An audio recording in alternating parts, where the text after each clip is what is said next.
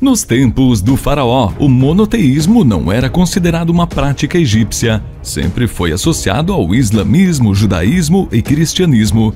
Mas poucas pessoas sabem que foram os egípcios que tentaram acabar com o politeísmo por volta de 1358 a.C. Akenaton foi o responsável pela tentativa de direcionar o culto apenas para o deus do sol. Vamos descobrir a história desse faraó mais adiante. Já se inscreva no canal e deixe seu like. Agora, vamos ao vídeo.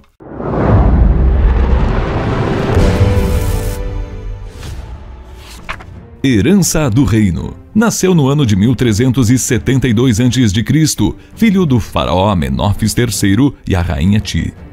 Akenaton não era o primeiro herdeiro que seria nomeado para suceder seu reinado. Esse lugar era do seu irmão mais velho, Tutmoses. Ele faleceu por causas desconhecidas durante o governo de seu pai. Doenças. É possível que o faraó tenha sofrido de algumas doenças, principalmente genéticas. A lipodistrofia muscular foi bem representada pelas estátuas do governador do Egito.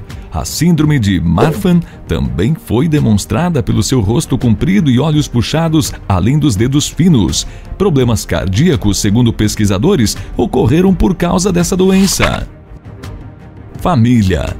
Por causa de um acordo diplomático, Akenaton tomou a princesa de Tebas como sua concubina. O acordo aconteceu para que as relações fossem fortalecidas.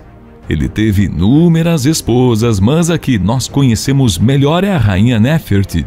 Casou pouco antes de assumir o trono e teve 6 filhas. Ele também casou posteriormente com uma nobre com quem teve uma filha. Apesar de desconhecermos essa história, vários hieróglifos da época permitem que saibamos que ela foi tão importante quanto Nefertiti para o reino. O faraó teve bastantes casamentos, mas seu único filho foi fruto de um relacionamento incestuoso com uma de suas irmãs. A relação trouxe Tutancâmon para o mundo. Fortuna. O Egito se tornou uma potência militar na época e, por causa disso, dominou o norte no sentido da Síria. No canal de Suez, era possível fornecer tecidos, madeiras e vários minerais. Já pelo sul, para a Núbia e suas minas de ouro era um local estratégico para o comércio. O lugar dava acesso à África Negra e todas as suas riquezas de marfim, peles e madeiras. Todas essas conquistas tornaram possível que grandes riquezas fossem herdadas de seu pai. Graças a isso, o faraó conseguiu iniciar várias transformações políticas e também religiosas. Aton. A grande transformação que Akenaton propôs foi o culto de Aton, a terceira divindade solar. Alguns dados arqueológicos nos permitem saber que o culto à divindade era algo predominantemente na cidade de Tebas, mas Amon-Ra era cultuado por todo o Egito. A adoração era tão grande que a casta sacerdotal chegou a ter mais riquezas que o próprio faraó.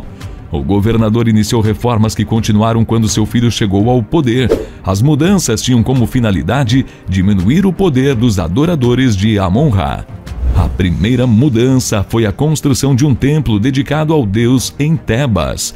Usou técnicas novas de construção que facilitaram o processo. Ele tentou impor a adoração ao deus em todo o império, construindo templos por todo o país. Criou até uma nova cidade entre Tebas e Mênfis, as duas antigas capitais do Egito. Nessa cidade ele construiu jardins, templos grandes, pátios e plantou árvores porque acreditava que o culto solar deveria ser feito ao ar livre. O local atraiu cerca de 50 mil pessoas para viver aquelas construções. A cidade foi financiada pela renda dos antigos templos. Os sacerdotes estavam bem descontentes porque teriam que perder muitos dos seus privilégios. Akenaton se autodenominou representante de Aton na terra, tirando a autoridade do sumo sacerdote, incluindo seu poder político.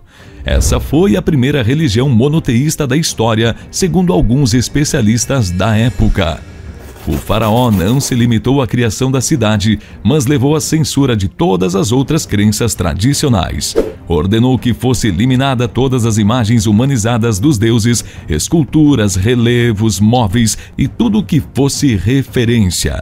Um tempo depois, Akenaton mandou que fosse apagado o nome do sacerdote de todos os monumentos, mesmo aqueles que também tinham o nome de seu pai e outros faraós.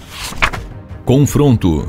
Enquanto estava na missão de transformar o Egito todo em monoteísta, o rei de Biblos, que era um dos seus principais aliados, escreveu para ele pedindo ajuda em um conflito.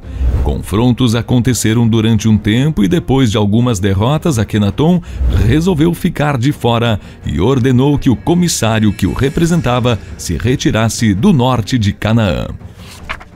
Fim da censura. Algumas coisas impediam as reformas religiosas de Akenaton. A ideia de um único Deus para toda a população e culto público foram exemplos disso. O primeiro era um problema por causa da cultura que existia no país de cultuar vários deuses. Vários artesãos e camponeses tinham esse estilo de adoração por gerações em suas famílias. Em segundo lugar, o culto era público, então quando os súditos do faraó iriam para seu lugar reservado, suas casas e etc., continuavam a adoração aos seus deuses, independente da censura. Inclusive, Akenaton diminuiu a importância do culto quando 4 de suas filhas morreram devido a uma epidemia que devastou o Egito inteiro.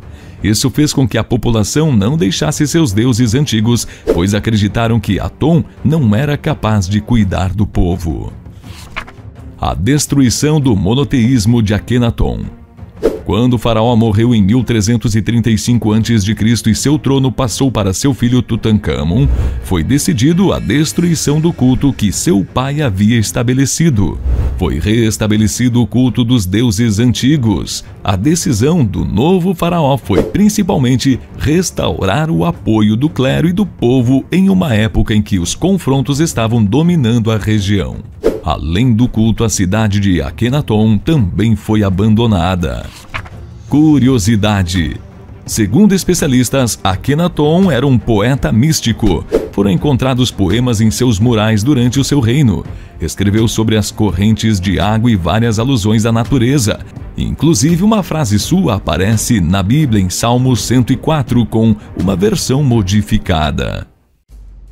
Todos os líderes têm suas qualidades e defeitos. Podemos ver Akenaton como um poeta que era apaixonado por sua família e seu Deus. Em contrapartida, seu fanatismo não o fazia enxergar outras formas de pensar. O que você achou da história de Akenaton? Conta pra gente seu momento favorito do faraó. Não esqueça de compartilhar o vídeo com seus amigos e familiares para que cheguem cada vez mais pessoas. E não esqueça, deixe seu like.